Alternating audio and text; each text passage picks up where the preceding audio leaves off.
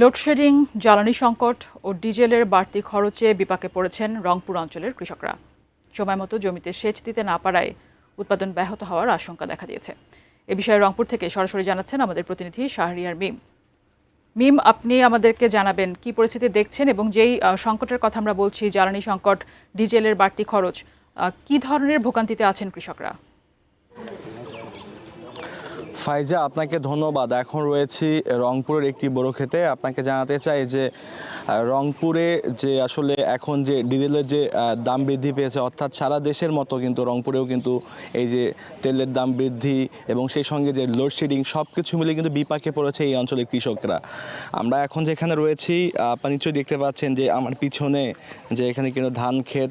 এই মৌসুমে কিন্তু ধান ক্ষেতে অনেক পানি থাকার কথা, তবে রংপুরে বারবার লোডশেডিং হচ্ছে এবং সেই সঙ্গে আপনারা জানেন যে জ্বালানি তেলের যে দাম সেটাও কিন্তু বৃদ্ধি পেয়েছে। সব কিছু মিলে কৃষকদেরকে অনেক হিমশিম খেতে হচ্ছে এবং তারা বলছেন দিনে 7 থেকে 8 বার লোডশেডিং হচ্ছে, যার ফলে তারা যে ঠিকমতো পানি দিবে তাদের সেচে তারা সেটি দিতে পারছেন না।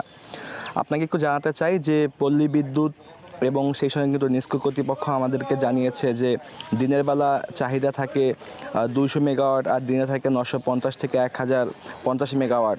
তো সব কিছু মিলে এখানে কিন্তু প্রায় 150 থেকে 200 মেগাওয়াটের যে সংকট রয়েছে, যার ফলে এই লোডশেডিংগুলো হচ্ছে। রংপুরে এবার 5,09,195 হেক্টর জমিতে বোরো ধানের চাষ হয়েছে। এটি কিন্তু রংপুর, কুড়িগ্রাম, লালমনিরহাট, নীলফামারী ও গাইবান্ধা মিলে। তবে এখানে যে পরিমাণ আসলে পানির দরকার সেটি কিন্তু কৃষকরা পাচ্ছেন না। আমরা যদি এই পর্যায়ে একটু কথা বলে, সংকটের জায়গাটা কোথায় ভাই, আপনাদের কাছে কি মনে হয়? আমাদের এখানে হচ্ছে পল্লী বিদ্যুতের যে ঘাটতি, এই বিদ্যুতের ঘাটতির কারণে আমরা পর্যাপ্ত পরিমাণ বিদ্যুৎ পাইতেছি না, পরে আমাদের সেচের সংকট হইতেছে। আর আমরা যদি এখন শ্যালো মেশিনে আবার ডিজেল কিনতে যাই, ডিজেলে হলো দীর্ঘ লাইন, আবার এখানে হচ্ছে তেলের দাম বৃদ্ধি। এই কারণে আমরা যারা সাধারণ কৃষক আছি এরা আমরা ভুক্তভোগী, আমরা ভোগান্তির শিকার হইতেছি।